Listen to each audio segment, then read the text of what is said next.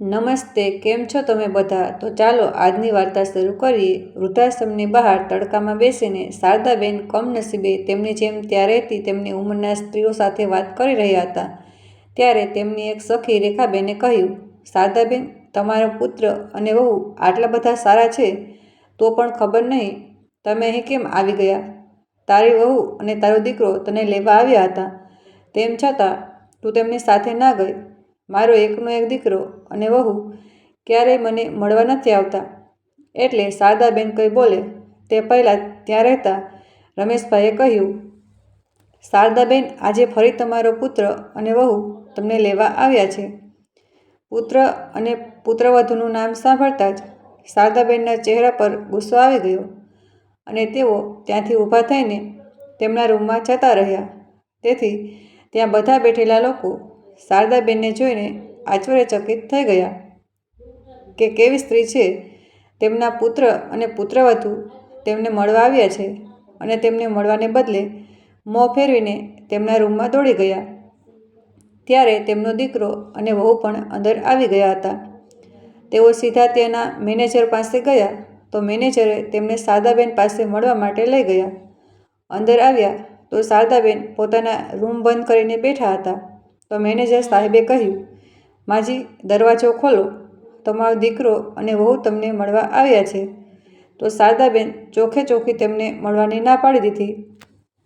Manager સાહેબની ઘણી વિનંતીઓ પછી જ્યારે શારદાબેને દરવાજો ખોલ્યો ત્યારે તેમનો પુત્ર અને પુત્રવધુ તેમની માતાને મળવા અંદર ગયા અને મેનેજર સાહેબ બહાર બેસી ગયા. તેઓ અંદર ગયા કે તરત જ તેમના પુત્ર આકાશે કહ્યું, માં, શું થયું? તમે અમારી સાથે કેમ નથી જવા માગતા? હવે તમારો પુત્ર પણ આવી ગયો છે. તેને તમારી ખૂબ જ જરૂર છે. જો પુત્રને દાદીમાનો પ્રેમ અને સ્નેહ ન મળે તો તમે તેની સાથે અન્યાય કરી રહ્યા છો. શું તમને ખબર છે, જે ગામમાં આપણી જમીન હતી ત્યાં સુધી શહેરનો વિકાસ થયો છે. તેથી તે જમીનના ભાવ વધી ગયા છે. હવે એ જમીનની કિંમત કરોડોમાં પહોંચી ગઈ છે. દીકરા અને વહુની વાતો સાંભળીને શારદાબેન તેમની લાલચ સમજી ગયા હતા કે તે લોકો તેમને કેમ લઈ જવા માગે છે. તેમને દીકરા અને વહુ પર ગુસ્સો તો બહુ આવી રહ્યો હતો, પણ તેઓ ઝઘડવા માગતા ન હતા એટલે ચૂપ રહ્યા. રૂમનું વાતાવરણ સાવ શાંત થઈ ગયું. ત્યારે જ મેનેજર અંદર આવ્યો અને તેણે શારદાબેનને પૂછ્યું, શું થયું માજી? આખરે તમે શું નિર્ણય લીધો? તો શારદાબેનની વહુ પ્રતિમાએ કહ્યું, ખબર નહીં સાહેબ, માને શું થયું છે. તેઓ કંઈ નથી બોલી રહ્યા. ના તો તેઓ હા પાડે છે અને ના તો ના પાડે છે. દીકરો અને વહુ બોલતા જઈ રહ્યા હતા, પરંતુ શારદાબેન કંઈ બોલ્યા નહીં અને ચૂપચાપ બેસી રહ્યા. પછી દીકરો અને વહુ ખીજાઈને ત્યાંથી ઊભા થઈને બહાર આવ્યા અને પોતાની કારમાં બેસીને ઘરે જતા રહ્યા. તેમના ગયા પછી પણ શારદાબેનના ચહેરા પર કોઈ ગુસ્સો કે નિરાશા ન હતી. એકદમ શાંત, ચૂપચાપ બેસી રહ્યા હતા.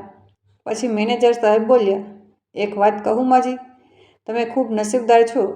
દીકરો અને વહુ જે આટલા દિવસ સુધી વારંવાર તમને ઘરે લઈ જવા માગે છે અને તમે દર વખતે ના પાડો છો. નહીંતર તમે વૃદ્ધાશ્રમમાં બીજા લોકોને જોવા છો. કોઈનો દીકરો અને વહુ તેમને મળવા નથી આવતા.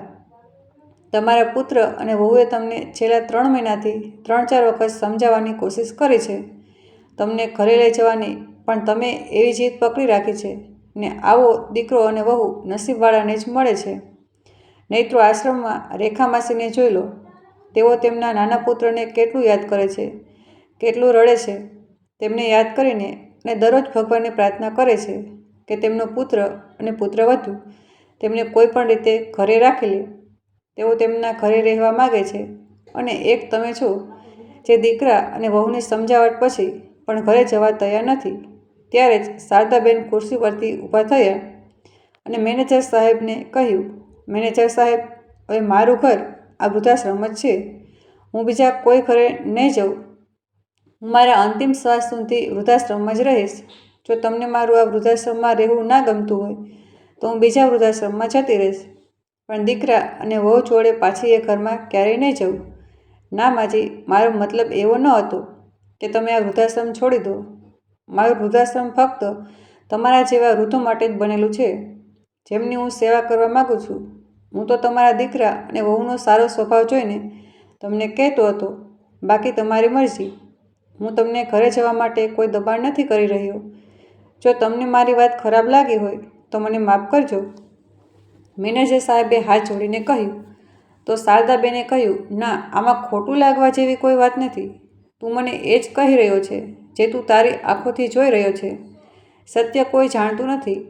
માજી, તમે શું કહેવા માગો છો? મેનેજર સાહેબે પૂછ્યું. ત્યારે શારદાબેને કહ્યું, કંઈ નહીં બેટા, હું તો એમ જ કહેતી હતી. આટલું કહીને શારદાબેન ઊભા થઈ ગયા અને ત્યાંથી ચાલ્યા ગયા. સમય પોતાની ગતિએ ચાલતો રહ્યો. થોડા દિવસો પછી શારદાબેનનો દીકરો અને વહુ ફરીથી વૃદ્ધાશ્રમમાં આવી ગયા અને મેનેજર સાહેબને તેમની મા જોડે મળવા માટે કહ્યું. ત્યારે મેનેજર સાહેબે જોયું કે તેમની વહુના હાથમાં એક મોટું બોક્સ હતું. જ્યારે મેનેજર સાહેબે તેમને પૂછ્યું કે આ બોક્સમાં શું છે, ત્યારે શારદાબેનની વહુ પ્રતિમાએ કહ્યું, અરે મેનેજર સાહેબ, આજે મારો અને મારી સાસુનો જન્મદિવસ છે, તેથી જ હું તેમના માટે કેક લાવી છું. તેઓ મારી સાથે ઘરે આવવા તૈયાર નથી, એટલે મેં વિચાર્યું હું પોતે વૃદ્ધાશ્રમમાં આવીને કેક કાપીને તેમની જોડે જન્મદિવસ ઉજવી લઈશ. તો મેનેજર સાહેબે કહ્યું, હું એકવાર માજીને પૂછી લઉં અને પછી તમને કહું. આ વખતે તેમનો પુત્ર આકાશ અને પ્રતિમા તેમના 6 મહિનાના પુત્રને પણ સાથે લઈને આવ્યા હતા. મેનેજર સાહેબે શારદાબેનના રૂમમાં ગયા અને કહ્યું, માજી, તમારો દીકરો અને વહુ અહીં તમારો જન્મદિવસ ઉજવવા આવ્યા છે. ત્યારે શારદાબેને તેમના પુત્ર અને પુત્રવધૂને મળવાને સ્પષ્ટ ના પાડી દીધી અને છેલ્લી વખતની જેમ તેઓ તેમના રૂમનો દરવાજો બંધ કરીને બેસી ગયા. પરંતુ અહીં તેમની પુત્રવધૂ પ્રતિમા શારદાબેનને મળવા માટે જીદ કરી રહી હતી. ભલે ગમે તે થાય, પરંતુ મારી સાસુ સાથે જન્મદિવસની ઉજવણી કરી અને કેક કાપીને જ ઘરે જઈશ. હવે વૃદ્ધાશ્રમમાં રહેતા અન્ય વડીલોને પણ લાગવા માંડ્યું હતું કે શારદાબેનના પુત્ર અને પુત્રવધૂ ખરેખર ખૂબ સારા છે, પરંતુ શારદાબેનની અંદર સહેજ પણ દયા નથી. તેઓ એક પથ્થર દિલના છે. જ્યારે દીકરો અને વહુ આટલું આજીજી કરે છે તો તે તમને પોતાના ઘરે જતું રહેવું જોઈએ. કેમ નકામું જીદ પકડીને બેસી રહ્યા છે? જો અમારા વહુ અને દીકરા અમને લેવા આવતા તો અમે ખુશી ખુશી ઘરે જતા રહેતા. ત્યારે તેમાંથી એક જણે કહ્યું, એવી પણ કોઈ માં હોય જે પોતાના દીકરા અને વહુને વારંવાર અહીં આવવા પર મજબૂર કરે? તો બીજાએ કહ્યું, દીકરા અને વહુને તો છોડો, એ તો તેમના નાના પુત્રને પણ જોવા નથી માગતા. ખબર નહીં કેવી તાદીમાં છે જે પોતાના પરિવારથી દૂર ભાગી રહ્યા છે. બહાર બધા પાસેથી પોતાની વિશે આવી નકારાત્મક વાતો સાંભળીને શારદાબેન રૂમમાંથી બહાર આવ્યા અને તેમની વહુના હાથમાંથી કેકનું બોક્સ ઉપાડીને ફેંકી દીધું અને ગુસ્સામાં બોલ્યા, મેનેજર સાહેબે તમને પહેલેથી જ મનાઈ કરી હતી કે હું મારા પુત્ર અને વહુને મળવા નથી માગતી, તો પછી આ લોકો શા માટે વારંવાર આવીને મને હેરાન કરે છે? મેં તમને પહેલેથી જ કહ્યું હતું કે મારા પતિના ગયા પછી ના તો મારો કોઈ પુત્ર છે ને ના કોઈ પુત્ર. હવે આ દુનિયામાં મારું કોઈ નથી. મેનેજર સાહેબે આ બંનેને કહી દો હવે મને મળવા માટે અહીંયા ક્યારે પણ ના આવે. આ વખતે મેનેજર સાહેબને શારદાબેનનું વર્તન કંઈક અજીબ લાગ્યું અને તેઓ શારદાબેનની નારાજ થતાં બોલ્યા, માજી, તમે વૃદ્ધાવસ્થામાં કેમ આટલો અહંકાર લઈને બેઠા છો? એવી પણ શું વાત થઈ ગઈ છે? તમે તમારા દીકરા અને વહુને એટલી નફરત કરો છો? અહીંયા બધા જોઈ રહ્યા છે કે તમારો દીકરો અને વહુ કેટલા સારા છે, જે તમારો જન્મદિવસ મનાવવા માટે વૃદ્ધાશ્રમમાં આવ્યા છે. અને બાળકો છે, બાળકોથી ભૂલ થઈ ગઈ હશે, પણ હવે તેઓને તેમની ભૂલનો અહેસાસ થઈ ગયો છે, તો તમારે પણ તેમને માફ કરી દેવા જોઈએ. ત્યારે શારદાબેને પોતાના દીકરા અને વહુ તરફ જોતાં કહ્યું, તમે જતા રહો અહીંયાથી અને ક્યારેય વળીને પાછા આવતા નહીં, કે ક્યારેય પણ મને તમારું મોઢું ના બતાવતા. શારદાબેનનો ગુસ્સો જોઈને તેમના પુત્ર અને પુત્રવધૂને લાગ્યું કે કદાચ તેમની માતા તેમની પોલ ના ખોલી દે, તેથી તેઓ ઉદાસ ચહેરે ત્યાંથી ચાલ્યા ગયા. પરંતુ આજે શારદાબેન ચૂપ ના બેઠા, કારણ કે તેમના પુત્ર અને પુત્રવધૂ તેમને વારંવાર વૃદ્ધાશ્રમમાં આવીને હેરાન કરતા હતા. છેલ્લા 3 વર્ષથી તેમને કેવી રીતે પોતાની જાતને સંભાળી છે કેવી રીતે તેમને તેમના પતિનું ઘર છોડીને વૃદ્ધાશ્રમમાં એડજસ્ટ થયા છે તેમના કરતાં વધુ સારી રીતે કોઈ જાણતું નથી. જ્યારે તેઓ વૃદ્ધાશ્રમમાં આવ્યા હતા ત્યારે 6 મહિના કેવી રીતે રડી રડીને હેરાન થયા હતા એ તો તેઓ જ જાણે છે કે કેટલા તૂટેલા મન સાથે તેઓ વૃદ્ધાશ્રમમાં આવ્યા હતા. દીકરા અને વહુએ શારદાબેનનું અપમાન કરવામાં કોઈ કસર છોડી ન હતી. તેના અગાઉની વાતો યાદ કરીને તેમની આંખોમાં આંસુ આવી ગયા હતા. ત્યારે મેનેજરે કહ્યું, માજી, છેલ્લા 3 વર્ષથી મેં તમારી આંખમાં એક પણ વાર આંસુ જોયા નથી, પણ આજે તમારી આંખમાં આંસુ કેમ છે? એવું શું થયું હતું કે તમે વહુ અને દીકરા જોડે પણ નથી જવા માગતા અને અમને પણ નથી કહેવા માગતા? કોઈ વાત તો જરૂર છે જે તમે તમારા હૃદયમાં છુપાવીને બેઠા છો.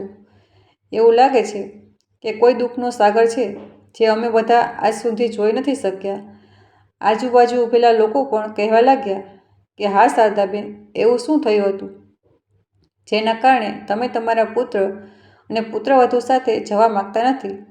કંઈક એવું થયું હશે જેના કારણે તમે આટલા કઠોર બની ગયા. શારદાબેન હવે બધું સ્પષ્ટપણે કહેવા માગતા હતા, કારણ કે તેમને તેમના પુત્ર અને પુત્રવધુની વારંવાર મુલાકાત ગમતી ન હતી. જ્યારે પણ દીકરા અને વહુનું મોઢું જોતા તો તેમને બહુ ગુસ્સો આવતો. તેમણે મેનેજર સાહેબને કહ્યું, દીકરા, તમે જેને આટલું સરસ કહી રહ્યા છો તેની વાસ્તવિકતા નથી જાણતા. તે બંને મારા માટે કેક લઈને આવ્યા હતા. વર્ષો પહેલાં એ જ પુત્રવધુએ મારા ચહેરા પર કેક ફેંકીને મારી હતી. મારા માટે શ્વાસ લેવાનું મુશ્કેલ થઈ ગયું. પોતાના જ ઘરમાં ખૂટી ખૂટીને જીવતી હતી. મારા લગ્નને 5 વર્ષ પછી આકાશનો જન્મ થયો હતો. તેના જન્મતા જ અમે બંને પતિ પત્ની ખુશીથી ઝૂમી ઉઠ્યા હતા. મારા પતિ લોકોના ખેતરમાં મજૂરી કરતા હતા. અમે બંનેએ ખૂબ જ મુશ્કેલીથી પૈસા ભેગા કર્યા અને અમારા પુત્રને શિક્ષણ આપ્યું, કારણ કે અમે બંને પતિ પત્ની સારી રીતે જાણતા હતા કે પૈસાના અભાવે જીવન કેટલું મુશ્કેલ હોય છે. તેથી જ અમે અમારા પુત્રને સારી નોકરી મેળવવા માટે સક્ષમ બનાવવા માગતા હતા, જેથી તેને સારી નોકરી મળી જાય.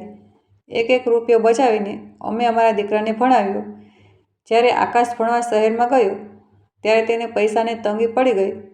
એટલે હું પણ લોકોના ઘરમાં જઈને ઝાડુ પોતું અને વાસણ કરવા લાગી. ત્યારે જઈને મારા દીકરાનું ભણવાનું પૂરું થયું. એક દિવસ ભગવાનની કૃપાથી મારા દીકરાને નોકરી મળી ગઈ. પછી મારા દીકરાના લગ્ન માટે ઘણા સારા પ્રસ્તાવ આવવા લાગ્યા, પણ દીકરાને પ્રતિમા બહુ જ પસંદ હતી. એટલે અમે તેને પસંદગીની અમારી પસંદગી તરીકે સ્વીકારી અને તેના લગ્ન પ્રતિમા સાથે કરાવી દીધા. અમે બંને પતિ પત્નીએ જીવનભર ઘણું કામ કર્યું હતું. વૃદ્ધાવસ્થામાં મારા પતિને ઘૂંટણમાં બહુ દુખાવો થવા લાગ્યો હતો, જેના કારણે તેમણે લોકોના ત્યાં મજૂરી કરવાનું છોડી દીધું હતું. તેમની તબિયતને જોતાં મેં મારા પતિને કહ્યું કે હવે આપણા પુત્રને નોકરી મળી ગઈ છે અને ઘરમાં એટલા પૈસા છે કે ભગવાનની કૃપાથી આપણે સારી રીતે જીવીશું, અને તમારી પાસે પણ થોડા પૈસા છે જેનાથી આપણે આપણું જૂનું ઘર નવું બનાવી દઈશું. થોડા પૈસાની મદદ તો દીકરો પણ કરી જ દેશે. પરંતુ દીકરા અને વહુને આ વાત ના ગમી. દીકરા અને વહુએ ઘર બનાવવા માટે તો ના જ પાડી, પરંતુ પિતાની મજૂરી ના જવાને કારણે તે બંને ગુસ્સે થઈ ગયા અને કહ્યું, પિતાજી, તમે મજૂરી કરવા કેમ નથી જતા? હજી તમારે મજૂરી કરવી જોઈએ. હજી તો તમારી ઉંમર જ કેટલી થઈ છે. જો અત્યારથી તમે ઘરે હાથ પર હાથ રાખીને બેસી જશો તો ઘરમાં આટલા બધા ખર્ચાઓ કેવી રીતે ચાલશે? તો ફરીથી વહુએ કહ્યું, હા, મારા પતિ એકલા કમાતા વ્યક્તિ છે અને તમે જેમ જેમ વૃદ્ધાવસ્થા તરફ આગળ વધશો તેમ તેમ દવાઓનો ખર્ચ પણ ઓછો નથી હોતો. તેથી ઓછામાં ઓછું એટલું તમારા માટે કમાતા રહો, જેથી કરીને તમે દવાઓનો ખર્ચ ઉઠાવી શકો. આ સાંભળીને શારદાબેનને ગુસ્સે થઈ ગયા. મેં પુત્રને કહ્યું, આ તું કેવી વાત કરે છે? તારા પિતા ઘૂંટણના દુખાવાના કારણે બરાબર ચાલી શકતા નથી અને તું મજૂરી કરવા જવાની વાત કરે છે. હવે એની ઉંમર મજૂરી કરવાની નહીં, બેસીને ખાવાની ઉંમર છે. મારી વાત સાંભળીને દીકરો ઓફિસે જવા નીકળી ગયો, પરંતુ વહુ રસોડામાં બહુ વાર સુધી બબડતી રહી. પુત્રની વાત સાંભળીને મારા પતિએ કહ્યું, શારદા, આપણે એક કામ કરીએ, આપણા ગામડે પાછા જઈએ. ગામમાં એક તૂટેલું ફૂટેલું ઘર છે અને 3 વીઘા જમીન પણ છે, જે અમારા પૂર્વજોની છે. એટલે હું તારા નામે કરી દઉં છું. જો કાલે હું દુનિયામાં ના રહું અને તને પૈસાની જરૂર હોય તો તારી દવાઓનો ખર્ચ તે જમીન વેચીને ઉઠાવી શકે. આ તમે કેવી વાત કરો છો? શુભ શુભ બોલો. જો તમે જ અહીંયા નહીં રહો તો હું અહીંયા એકલી શું કરીશ? શારદાબેને તેમને ઠપકો આપતા કહ્યું. પણ તેમના પતિના માન્યા કેમ કે આજે જે કંઈ પણ થયું હતું તે જોઈને તેઓ આગળની પરિસ્થિતિઓ સારી રીતે સમજી ગયા હતા કે આગળ તેમની સાથે શું થશે. આથી બંને પતિ પત્ની કોઈ કામના બહાને ગામમાં ગયા અને તે એ જમીન શારદાબેનના નામે ટ્રાન્સફર કરી દીધી. આ બાજુ દીકરા અને વહુને આ વાતનો ખ્યાલ ન હતો. ઉલટું તેઓ તો ખુશ થઈ રહ્યા હતા કે વૃદ્ધ માતા પિતા 10 દિવસ માટે ગામમાં ગયા છે. પણ ગામડેથી પાછા આવ્યાના થોડાક જ દિવસ પછી મારા પતિને છાતીમાં દુખાવો થયો અને તેઓ મને આ દુનિયામાં અકેલી છોડીને ચાલ્યા ગયા. મને ખબર ન હતી કે તેઓ કહેતા હતા તે એક દિવસ સાચું થઈ જશે. મારા પતિને મને છોડીને જવું મારા માટે કોઈ આઘાતથી ઓછું ન હતું.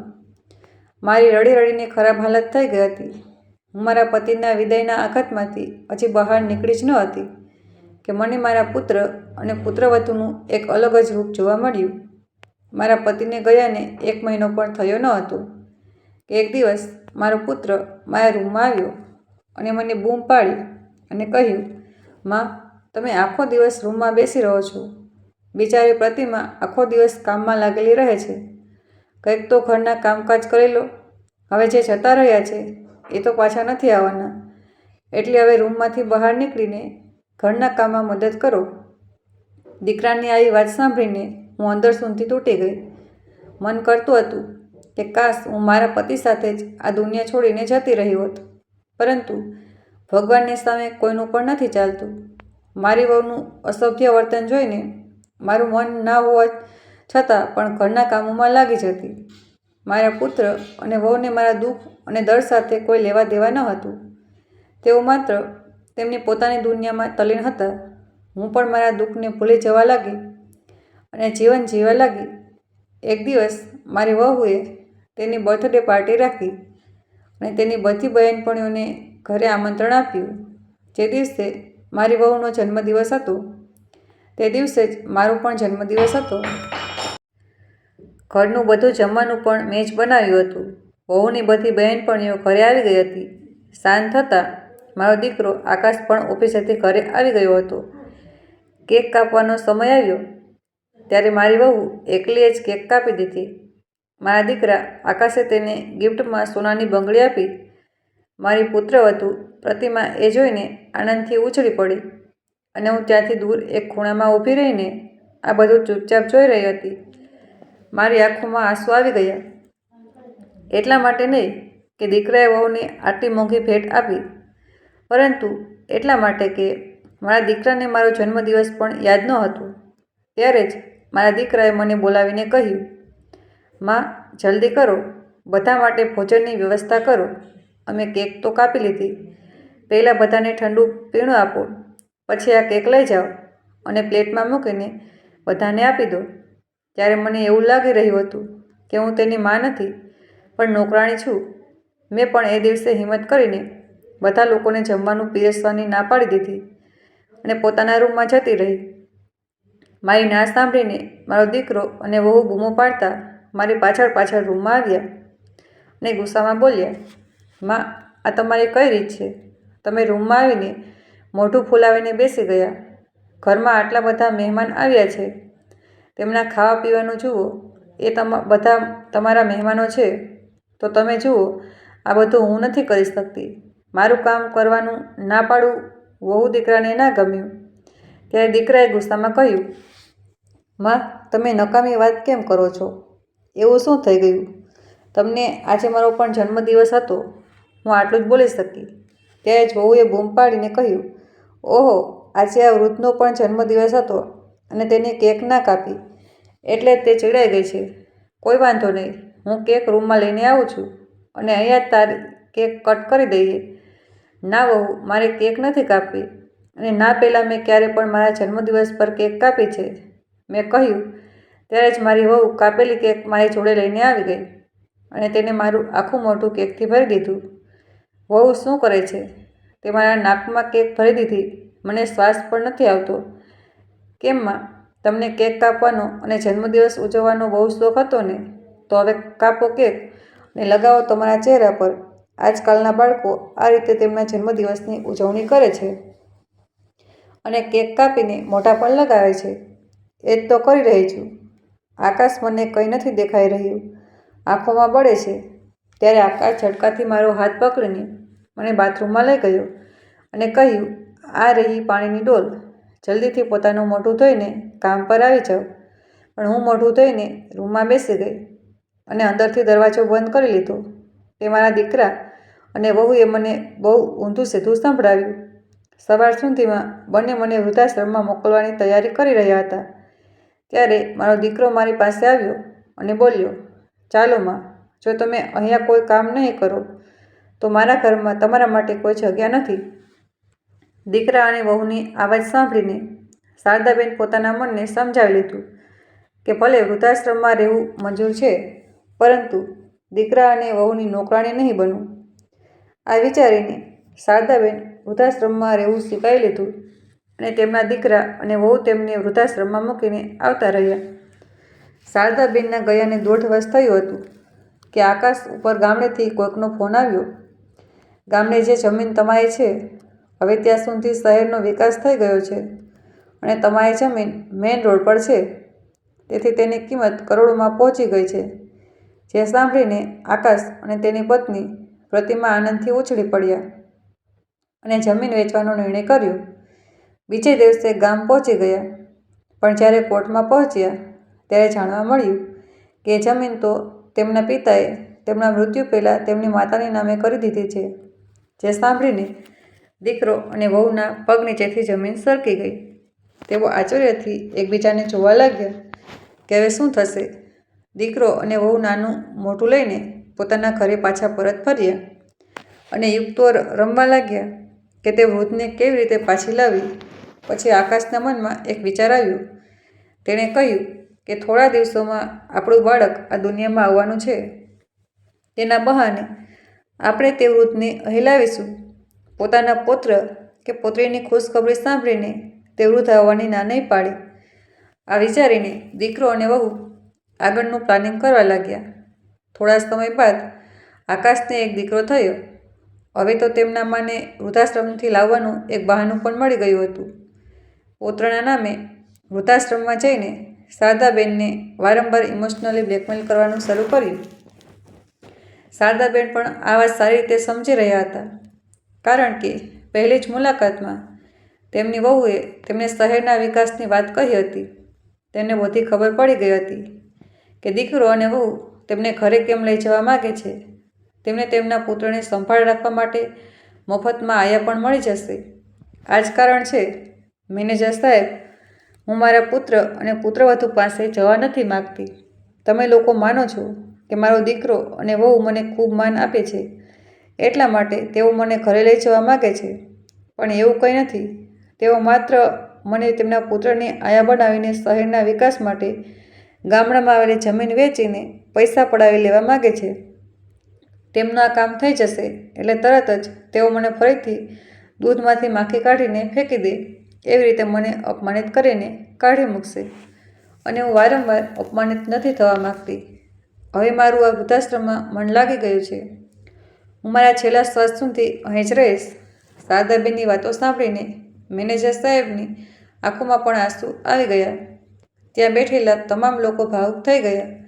અમને માફ કરી દેજો શારદાબેન, અમે તમને ખોટા સમજ્યા, પણ આજ પછી તમને કોઈ કશું નહીં કહે. તમે અહીંયા આરામથી રહો. બધા લોકોએ શારદાબેનની માફી માગતા કહ્યું. ત્યારે શારદાબેને કહ્યું કે તમારા બધાનો કોઈ વાંક નથી. તમે તમારી આંખોથી જે જોયું તે જ તમે કહ્યું, પણ સત્ય તો બીજું જ કંઈક હતું. આ રીતે વહુ 2 મહિના પસાર થઈ ગયા. પછી એક દિવસ શારદાબેનનો દીકરો અને વહુ તેમને લેવા માટે ફરીથી આવ્યા, કારણ કે તેઓ જમીનના લોભી હતા. પરંતુ આ વખતે મેનેજર પણ તેમના આવવાની રાહ જોઈ રહ્યા હતા. તે બંનેને જોતાં જ મેનેજરે પોલીસને ફોન કરી દીધો. એટલામાં જ આકાશ અને પ્રતિમા મેનેજર સાહેબ પાસે આવ્યા અને કહ્યું, સાહેબ, મારી મા ક્યાં છે? આજે કોઈ પણ સંજોગોમાં અમે તેમને ઘરે લઈ જઈશું.